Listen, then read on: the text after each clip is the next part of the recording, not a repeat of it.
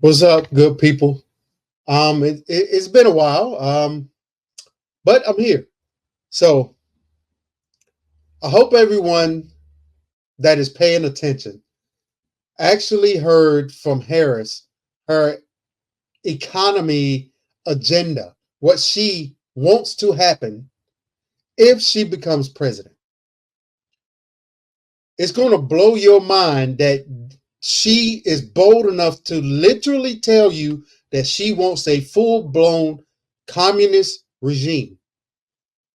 You may say, "Oh, well, you out there, man. You out there. You're stretching it, etc." All you got to do is listen. Listen to what she's saying. Go back into the past of when it was tried, what she is saying, and look at what happened to those countries. Venezuela is one where you should start.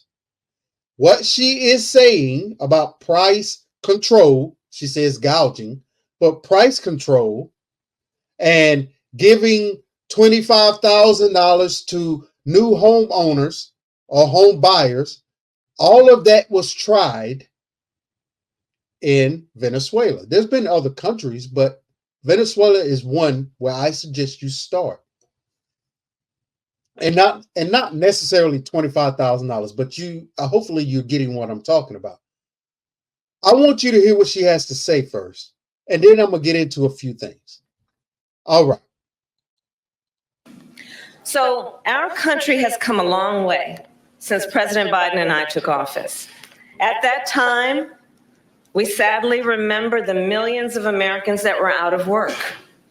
We were facing one of the worst economic crises in modern history. And today, by virtually every measure, our economy is the strongest in the world.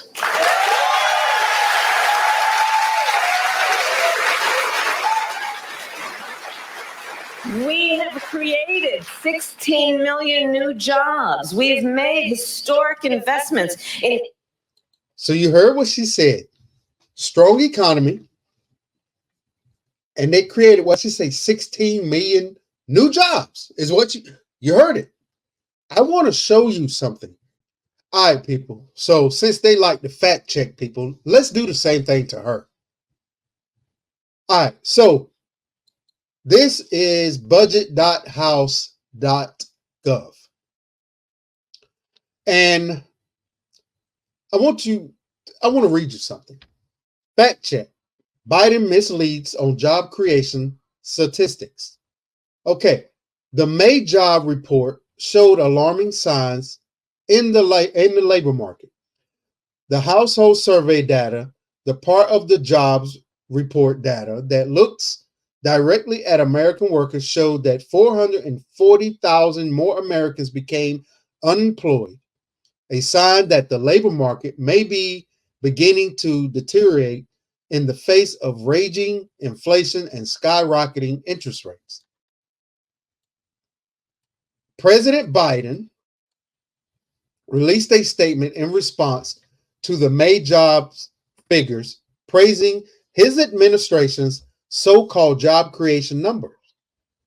Biden's White House tweeted that they have added more jobs under his watch than any president has in a single 4-year term.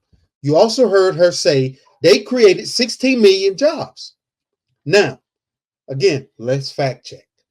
These claims are misleading, and here is why. Recovery versus creation. Nearly 72% of all job gains since 2021, after Trump, were simply jobs that were being recovered from the pandemic, not new job creation. In fact, when looking at today's economy compared to pre-pandemic levels, employment is up only by 3.7 million. But she said 16 million. See how she exaggerates? Now, see how she lies, expecting people to believe it. And the people that believe it are the ones that will not look things up themselves. They just listen to her, follow like little sheep. Let me help the sheep. On the other hand, prior to the pandemic, job creation under President Trump was 6.7 million, 3 million more jobs than the current president, which is Biden. Job growth under Biden still not back to pre-pandemic pace. They haven't even matched the jobs that Trump created. But yet she just tells you that they created 16 million jobs. Trump didn't create 16 million jobs. He created 6.7 million. So she's saying that they created more jobs than Trump did, which that's a lie. All right, people. So I skipped through most of the BS. I want you to hear about this price gouging. Here we go. Believe me, as president, I will go after the bad actors.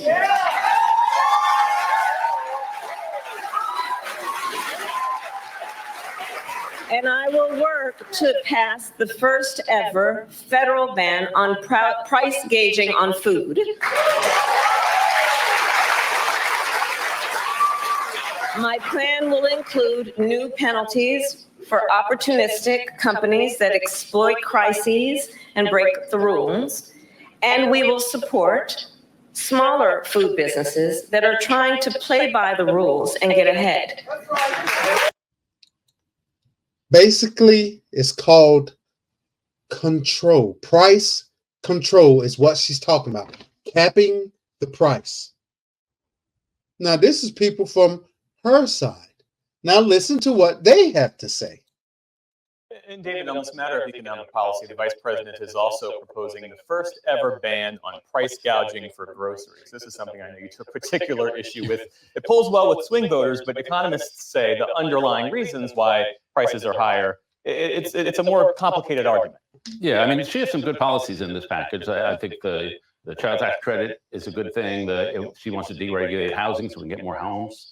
But the price gouging is just, well, Catherine Rampell, the Washington Post columnist and NewsHour contributor, said it's impossible to exaggerate how bad this policy is. And I agree with that.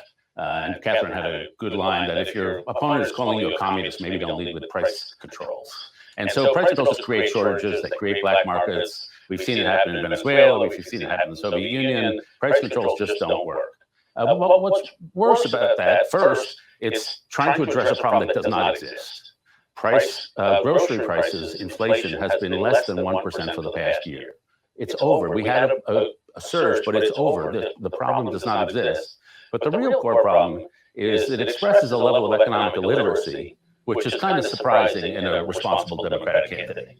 The idea behind greedflation is that we had all these years of low inflation under Obama and under Bush's, and I guess people weren't greedy then. And then Biden gets in, and suddenly, magically, they all get greedy and start price gouging. And they do it at Kroger's, at Harris Teeter, at H-E-B. Suddenly there's this mass of price gouging. And she thinks she can prosecute it. That's not why inflation surged. Inflation surged because we had a pandemic, which screwed up supply chains and productivity. Then the Biden administration overstimulated the economy, too many dollars chasing too few goods. Obama administration officials Larry Summer and Jason Furman said at the time, this is going to cause inflation. Lo and behold, it did. The Fed has to clamp down on growth, raising everybody's interest payments. That's what caused inflation. That's solid basic economics. Her greedflation plan is somewhere off outside of normal economics. What about? Well. Now, this is people from her side now. That's how far-reaching she is. She's a communist, people. She's a socialist. Let me finish with this guy. His name is Milton Freeman. Now, he is an economist. Milton Freeman. I want you to hear what this man has to say about price controls. Let's begin. Yes, sir.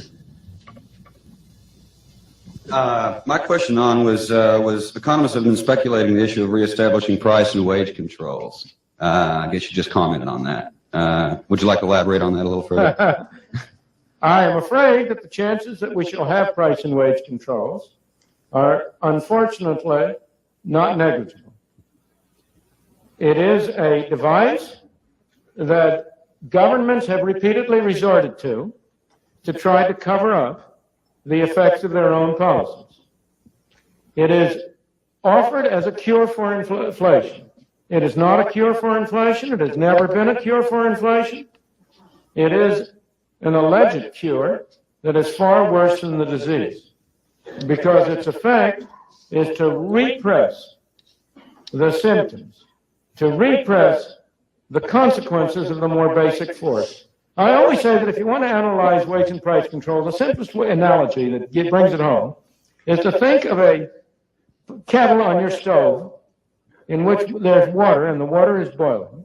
It's got a cover on it, and the boiling water is threatening to throw the cover off. Now, obvious, sensible thing to do is to turn down the heat under the kettle.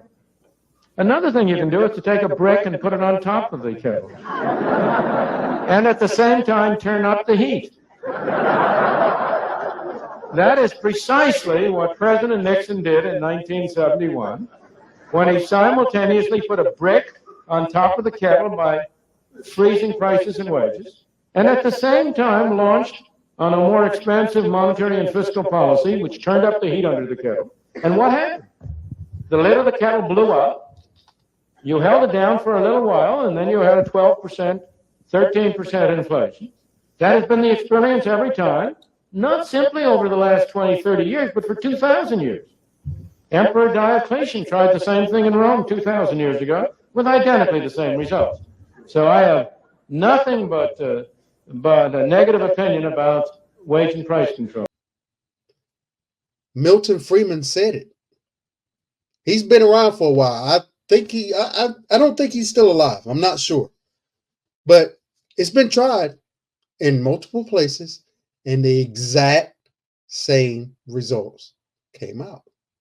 Extremely high inflation, bread lines, as they call people lining up to get food, because supply and demand has went the other way.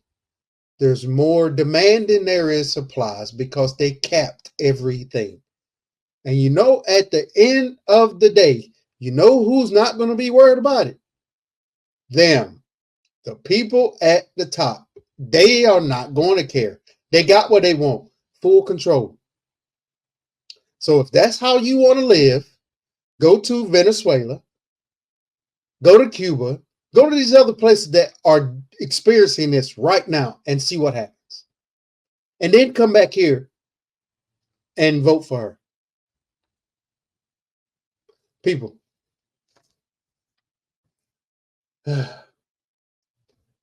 Take care of yourself. Take care of your families. And stay true to the red, white, and blue while we still have our freedoms. Peace.